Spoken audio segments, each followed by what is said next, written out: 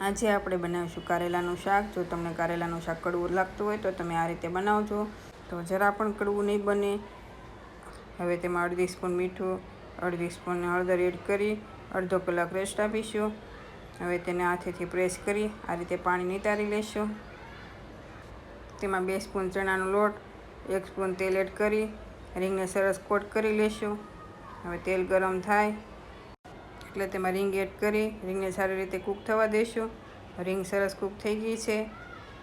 હવે પેનમાં 2 સ્પૂન તેલ, અડધી સ્પૂન જીરું, અડધી સ્પૂન વરિયાળી, 1 સ્પૂન તલ, 1 પિંચ હિંગ, ફ્રાય કરેલી રીંગ એડ કરી તેમાં ધાણા જીરું, હળદર, સ્વાદ પ્રમાણે મીઠું, લાલ મરચું, અડધો લીંબુનો રસ, થોડો ગોળ એડ કરીશું. 2 સ્પૂન પાણી એડ કરી 2 મિનિટ રહેવા દઈ ગેસની ફ્લેમ બંધ